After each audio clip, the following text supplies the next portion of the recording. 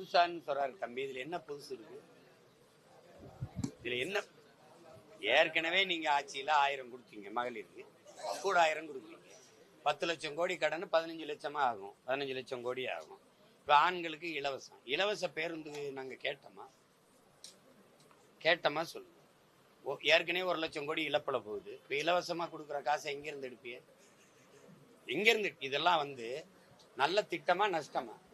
இந்த கேள்விக்கு அவர் என்ன சொல்றாருன்னா, அவங்க நிர்வாகம் பண்ண தெரியல திமுக. எப்படி இலவசம் கொடுத்தாங்க? இலவசம் கொடுக்கறது, இது கொடுக்கறதுங்கிறது ஒரு தரமான பேருந்து இருக்கா?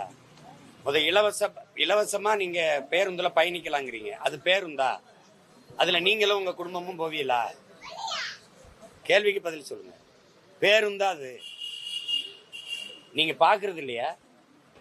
பாதி பக்கம் பேந்துக்கிட்டு போறது, முன்னாடி இது இல்லாம இங்க இல்லாம போய்கிட்டு இருக்கும்போதே பேருந்து, இதெல்லாம் பாக்குறீங்களா? அது பேருந்தா? அது காயலாங்கடையில இருக்க பழைய இரும்பாரு. யாரு கேட்டது உங்களுக்கு? நீங்க இலவச பேருந்து கொடுங்கன்னு யாரு கேட்டது? இலவச பேருந்துல போறதுக்கு என்ன மரியாதை கொடுத்தீங்கன்னு பாத்தீங்கல்ல? மகளிர்லாம் சொல்லலையா? ஓசியில் தானே வர, நின்று வாருன்னு சொன்னதெல்லாம் கேட்டது இல்லையா? அப்புறம் இதெல்லாம் ஒரு நலத்திட்டம்னு சொல்ல வரீங்களா? வீடு ஏற்கனவே அம்மா வந்தா அம்மா வீடு, ஐயா வந்தா ஐயா வீடுன்னு கட்டி கொடுத்துன்னு தான் இருந்தீங்க. அந்த வீட்டில் நீங்க குடியிருப்பீங்களா? இல்லை உங்க பிள்ளைகள் யாராவது இருப்பாங்களா? அது வீடா கோழிக்கூடா? கொஞ்சம் பெரிய கோழிக்கூடு, அவ்வளவுதானே. புதுசா ஏதாவது சொல்லுங்க, ஆக்கப்பூர்வமா ஏதாவது சொல்லுங்க. இலவச பேருந்துல தரமான பேருந்து வருது, நானே கட்டணம் எடுத்துக்கிட்டு பயணிக்கிற வசதி எனக்கு தர சொல்லுங்க. 1000 ரூபாயில 2000 கூட இல்ல, மாசம் 20,000 ஈட்டி கொள்ளக்கூடிய வேலை வாய்ப்பை என் தாய்மார்களுக்கு கொடுக்க சொல்லுங்க. பண்டிகை நேரத்துல பிரதமர் நரேந்திர மோடி தமிழ்ல வாழ்த்து சொல்றாரு. ஆனா தமிழர்களுக்கு எதுவுமே பண்ணாம இருக்கிற தொடர்ச்சியா விமர்சனங்கள் வந்துட்டே இருக்கு. இது வார்த்தை, தமிழ்ல வார்த்தை சொல்றதுனா, இப்ப நம்ம முதல்வர் கூட அந்த மாநிலங்கள போனா ஹிந்தியில ஒரு வணக்கம் சொல்றது, தெலுங்கு ஆந்திராவுக்கு போனா தெலுங்குல சொல்றது.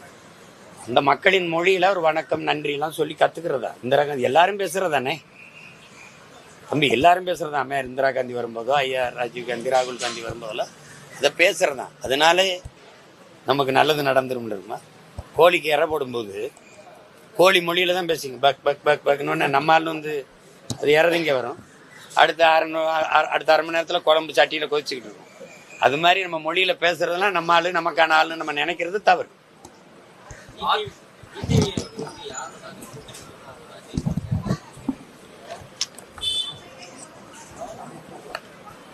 அது ஐயாவுடைய நம்பிக்கை, அவருடைய முடிவு. அதுல என்ன சொல்றது? இப்ப நான் யாரோட கூட்டணி வைக்கிறேன்னா அந்த கூட்டணி கட்சி தோத்து போகும்னு சொல்ல முடியுமா? ஒரு தலைவர் ஜெயிக்கும் தான் சொல்லணும். அப்பதான் அவரை நம்பி நிற்கிற தொண்டர்கள் உற்சாகம் அடைவாங்க. ஒரு தலைவன் அப்படிதானே சொல்லணும்.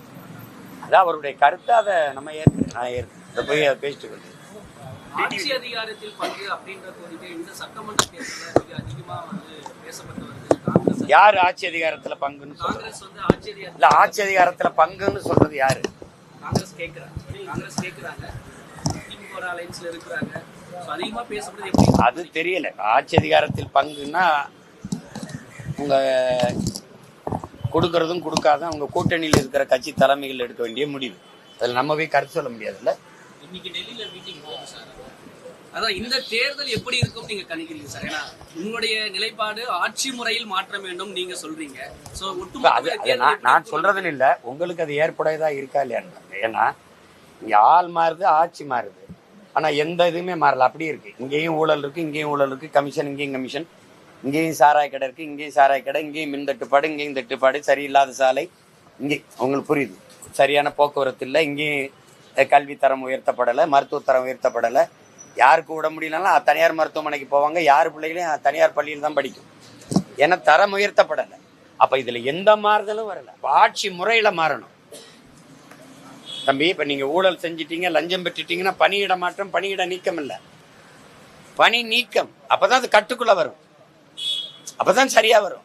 அப்ப நான் என்ன நினைக்கிறேன், கல்வி மருத்துவம் இதையெல்லாம் தரமா கொடுத்துட்டேன் என் நாட்டு குடிகளுக்குன்னா உங்களுக்கு செலவு மிச்சமாயிருது. நீங்க ஒரு காவல்துறை அதிகாரி, உங்க பிள்ளைய நான் நல்லா படிக்க வச்சிடறேன், அது நாட்டின் செல்வம் அல்ல, வீட்டின் செல்வம் அல்ல, நாட்டின் செல்வம்னு படிக்க வச்சிடறேன். உங்கள் தாய்க்கு முடியல, அவள் வீட்டின் தாய் இல்ல, நாட்டின் தாய், தேசத்தின் தாய்ன்னு நான் மருத்துவம் பார்த்துறேன். 1 ரூபாயிலிருந்து 1 கோடி வேற நான் வைத்தியம் பார்க்கிறேன். அப்ப அந்த செலவு தரமான மருத்துவத்தை கொடுத்துறேன். அப்ப உங்களுக்கு செலவு மிச்சம். அப்ப நீ 26 சம்பளம் வாங்கினீங்கன்னா மேல உங்களுக்கு வருவாய்க்கு அதிகமா கைவிட்டு பெற வேண்டிய தேவையில்லாம போயிருது. அதுக்கு மேல பெற்றால் உனக்கு கடும் தண்டனை தான் அது கொடுக்கணும். அப்படி ஒரு நிர்வாகம் இல்லை இங்க. அப்ப ஆட்சியின் முறை மாறணும். இப்ப பணி நியமனமா பணம் கொடுக்கணும், பணியிட மாற்றமா பணம் கொடுக்கணும், பணி உயர்வா பணம் கொடுக்கணும். அப்படின்னா எப்படி சொல்றது? இது ஜனநாயகம் இல்ல, கேடு கெட்ட பணநாயகம். அதுதான் அதை மாத்தணுங்கிறேன். ஜனநாயகம் அது தெரியல. ஒரு படத்துக்கு இவ்வளவு கால நீட்டிப்பு தேவையில்லைங்கிறதா என்னுடைய கருத்து. அதாவது இப்ப அண்ணன் செல்வமணி எடுத்த குற்றப்பத்திரிகை கூட முடக்கப்பட்டுச்சு. அது முன்னாள் பிரதமர் ஐயா ராஜீவுடைய கொலையை பற்றி வந்ததுன்ட்டு இது பண்ணாங்க. அது அப்புறம் மறுபடியும் அதை பல நீக்கத்தை செஞ்சு மறுபடியும் ரொம்ப தாமதமாக வந்துச்சு. இப்போ நான் நடித்த ஒரு என் தம்பி சண்முக இயக்குன அடங்காதை கூட பல 500 இடத்துல நீக்கியிருக்காங்க, ஒலியை அல்லது காட்சியை. இப்போ அது மாதிரி எந்தெந்த காட்சிகள் வந்து பிரச்சனைக்குரியதுன்னு நினைக்கிறாங்களோ அதை நீக்கிட்டு வெளியிட அனுமதிக்கிறது தான் சரியான ஜனநாயகமாக இருக்கும். அதுக்கு இவ்வளோ தூரம் இழுக்க வேண்டியது என்னன்னு தெரியல. அப்போ அது எப்படிப்பட்ட கருத்து சுதந்திரமுள்ள நாட்டில் நம்ம வாழ்றோம்னு யோசிக்க வேண்டியது இருக்குல்ல.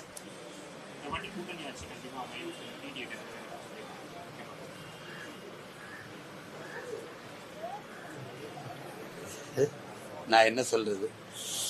சரி, ஐயாவுடைய கனவு நிறைவேற நம்ம வாழ்த்துவோம். வேற பலமுறை கேட்டதுதான், தனியா தான் இந்த முறையும் அதே கேள்வி. இப்ப தனியா நிக்கல, கூட்டமா இருக்கிறாங்க. தேர்தலில் அண்ணன் தனியா தான் போட்டிடுறேன். இப்ப பிப்ரவரி 21 மாநாட்டில் எல்லாரையும் அறிவிக்கிறேனே, தனியா தான் போட்டிடுறேன். இப்ப நீங்க சொல்லுங்க, அண்ணன் யாரோட கூட்டணி வைக்கலாம் சார்? ரொம்ப நாளா கேட்டுக்கிட்டு இருக்கீங்களா? ஜெயிக்கிறவங்க கூடனா அண்ணன் ஜெயிக்கிறவங்க கூட என் கூட வந்துவா. ஜெயிக்கிறன்னா சரியானதை செய்யணும், எளிதானதை செய்யணும். ஜெயிக்கிறவன்னா எதுக்கு அவங்க ஜெயிக்கணும்னு சொல்லு. 1000 2000 கொடுக்குவா? எதுக்கு ஜெயிக்கணும்னு சொல்லு. அந்த கட்சிகளோட சேர முடியும்னு வாய்ப்பு இருந்தா நான் தனியா கட்சி ஆரம்பிக்க வேண்டியது இல்லையே. இப்ப கூட சொன்னல, அந்த வீடே நல்லா தான் இருக்குன்னா தனியா வீடு வேண்டியது இல்லையே, அங்கேயே இருக்கலாமே.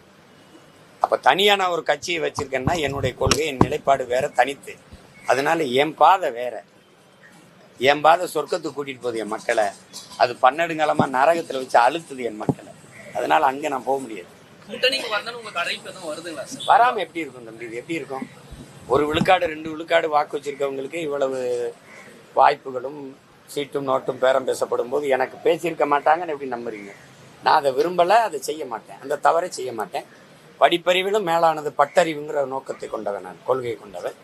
என் முன்னவர்கள் பட்டதுல இருந்து நான் இப்போ குறிப்பாக ஐயா விஜயகாந்த் அவர்களுக்கு 10.5 விழுக்காடு வாக்கு இருந்துச்சு தனியாக நிற்கும் போது. இன்னைக்கு என்ன வாக்கு இருக்குன்னு நினைக்கிறீங்க?